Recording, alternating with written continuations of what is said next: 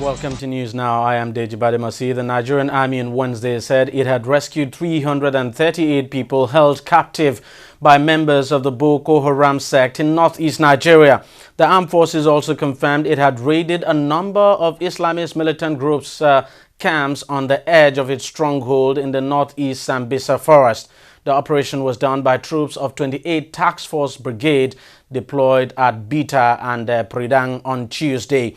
The rescued persons, which comprised 8 males, 138 females and 192 children, have since been evacuated, said military spokesperson Colonel Sani Usman, adding that 30 suspected militants had been killed. During the raid, the troops were able to recover arms and ammunition.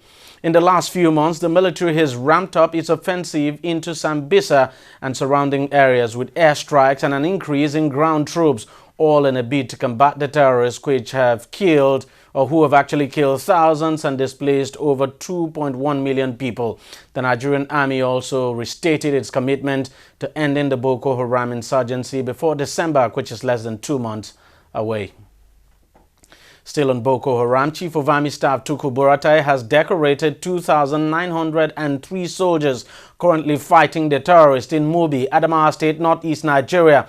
Buratai told the soldiers at the 28 Task Force Brigade headquarters, Mubi, that the decoration was part of the military's tradition to motivate its personnel at the war front. He said the essence of his visit to Mubi was to inspect, assess the performance of personnel as well as motivate them in order to ensure the realization of the December deadline given to it by the president to end the insurgency.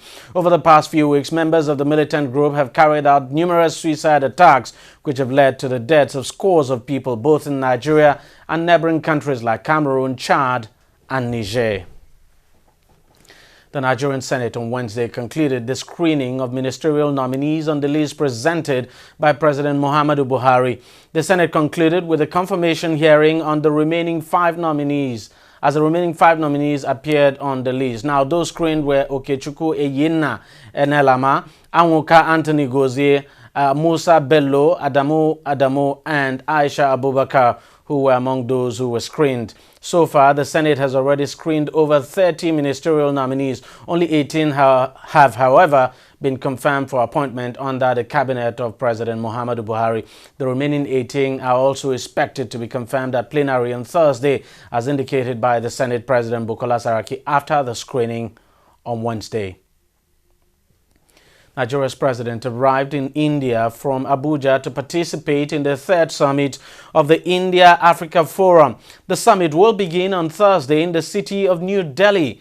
Before his departure from the Nigerian capital city of Abuja, his spokesperson Femi Adesina said President Muhammadu Buhari would hold bilateral talks with the Indian Prime Minister Narendra Modi and other senior Indian government officials on Wednesday. After the bilateral talks with the Indian Prime Minister, the President is scheduled to also meet with business executives of Indian companies who have existing or prospective interest in Nigeria. Issues to be discussed at the summit include climate change and international terrorism, measures aimed at boosting joint collaboration to accelerate the pace of socio-economic development in Africa and India, as well as efforts towards alleviation of poverty, disease and illiteracy.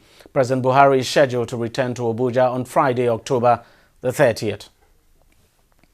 The World Bank says it needs additional time to provide detailed and comprehensive information on the loot recovered from former military dictator Sani Abacha.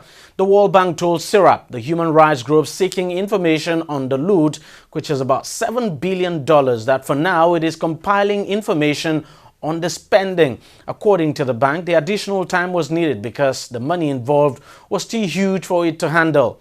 The loot stolen by the former military ruler from 1993 to 1998 is estimated to be worth $11.3 billion. The Socio-Economic Rights and Accountability Project SIRAP had written to the World Bank demanding information on the spending of the loot recovered from the late military dictator, General Sani Abacha. It said that although it takes just 20 working days to respond to such requests, under special cases it could take much longer time.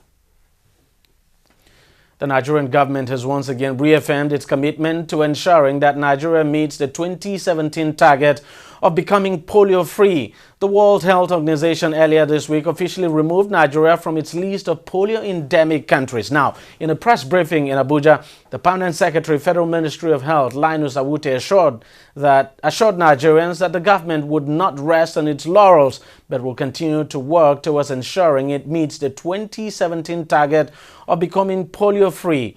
In her remark, WHO's Regional Director for Africa, Mashidiso Moeti, congratulated the Nigerian government for the efforts it had put to ensure the country becomes delisted as one of the polio-endemic countries. We have been able to arrest the transmission of the wild polio virus, meaning that if this tempo is sustained, if we are able to ensure that through effective surveillance we are able to maintain this status up to the year 2017, then Nigeria will be confirmed a polio-free country. Meanwhile, we have been able to, score a point which will now delist us from the list of polio endemic countries. I think that is a very great achievement. This is not the finality of that. Until the WHO Director General is able to make that pronouncement, because when you say you have achieved, somebody must have to also endorse that. I think until she does that today, officially. Yeah, until she does that today, officially, so we can lay down the excitement till maybe after midday. When that is done, then we will know what to say to the public. I'm here, of course, to congratulate the government of Nigeria on achieving the interruption of wild polio virus with no case having been reported for more than 15 months. And I'd like to say that your achievement is inspiring, and I must say a little bit envied by the two countries that are being left on the list, Pakistan and Afghanistan. It was very clear in the last meeting of the Polio Partners Board that these countries were really spurred on by this landmark achievement by Nigeria to try to learn from your experience. I believe they've been trying to find some of the people who have worked with you here to go and help them. So I'd like to say your achievement goes well beyond the African region. I believe it's really inspiring, these two countries, and I'm sure that the lessons that you've learned will be shared with them. The Nigerian Senate on Wednesday kicked against a 64 billion naira contract for the construction of a second runway at the Nnamdi Azikiwe International Airport, Abuja. The Senate at its plenary declared that the contract sum was too high. In a three-point motion by Dino Melaye of the APC Kogi West, the Senate acknowledged the urgent need for a second runway at the airport, but ruled that the contract sum was just too exorbitant. The Senate also asked the federal government to ensure that due process and diligence is followed in the design, award and procurement of the contract, while the cost should be drastically reduced. The Federal Airports Authority of Nigeria has criticized the recent survey which rated the Port Harcourt International Airport in South Nigeria as the worst airport in the world. In a statement, the Airport Authority urged Nigerians to ignore the rating, saying the ranking was unsubstantiated as it did not consider the fact that the Port Harcourt Airport Terminal was still undergoing redevelopment. Now, part of the statement described the ranking as unfounded as it did not take cognizance of the remodeling in the airport. It added that aviation authorities were aware of the enormous challenges posed by the operational situation at the airport, and so it has taken several measures to alleviate the difficulties faced by passengers and other airport users during this time. We'll take a short break now, and News Now will be right back.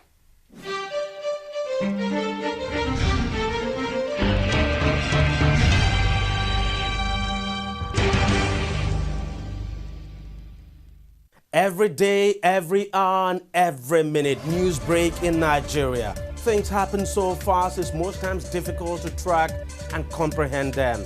But that's what we do right here on TV360. 2015, would you want to come back again? It's like asking Jesus Christ if he knew he was going to die, will you want to come back as the savior of the world again? We do not just help you track the stories, we break them down, explore all the angles, analyze the issues so that you can fully comprehend the stories and use them to make the right decisions.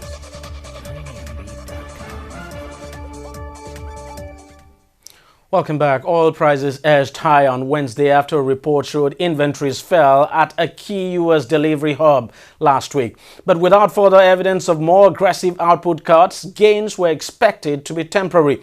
Brent December crude figures were up 38 cents at $40.19 a barrel, having fallen to their lowest since mid-September on Tuesday, while U.S. crude for December delivery rose 40 cents to $43.60 a barrel. Investors are awaiting official inventory data due out later on Wednesday that is expected to show further stockpiling at a time when the world's largest oil exporters are pumping at record rates to retain market share. The death toll from the earthquake that shook parts of South Asia has risen to 364. More than 2,000 others have also been reported injured in the aftermath of the earthquake, which occurred on Monday. The U.S. Geological Survey initially measured the earthquake's intensity at 7.7, then revised it down to 7.6 and later to 7.5. As the death toll continues to rise, officials in Pakistan and Afghanistan are trying to gauge the scale of the devastation and figure out how to get help to hard-hit communities scattered across remote mountainous areas. The earthquake comes almost exactly 6 months after Nepal suffered its worst quake on record on April the 25th.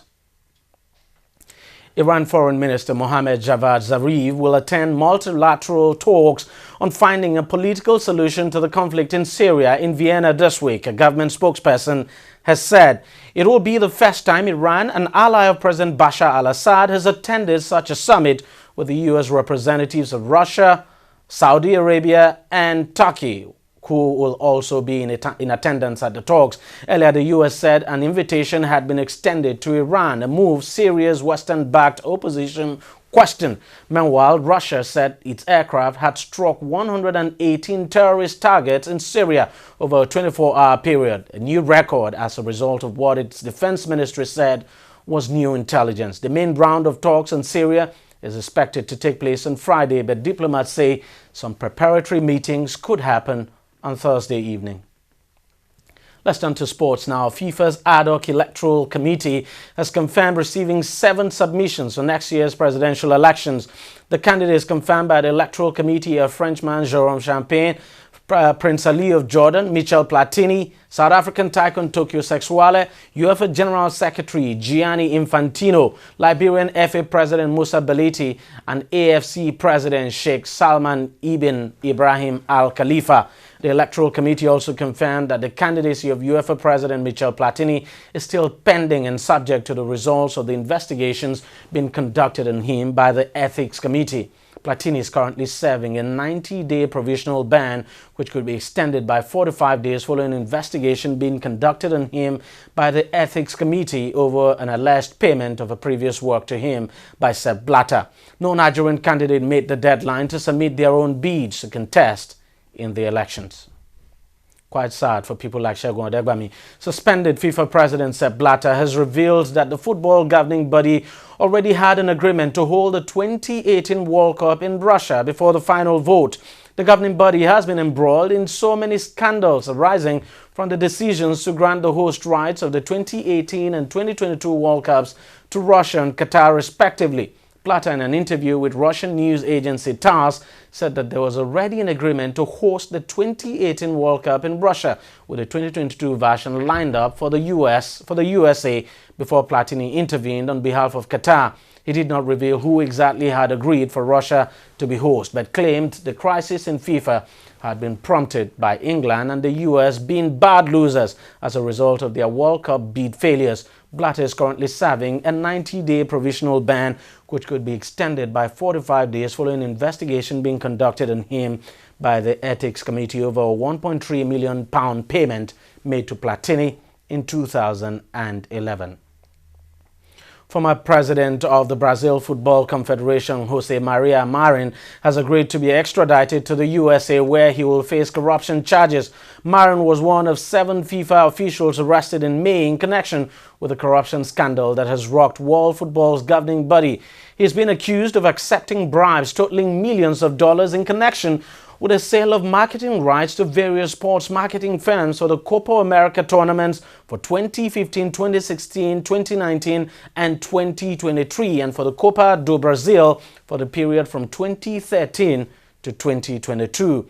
The Swiss Football Federal Office, of Justice Wednesday said it had approved Marin's transfer after he dropped his opposition and agreed to his extradition on Tuesday. So far, only he and former CONCACAF President Jeffrey Webb have agreed to be extradited to the U.S. The other 5 are still opposing their extraditions. Well, that's it on News Now. We thank you very much for joining us and continue to stay tuned to TV360. We'll have more items coming your way.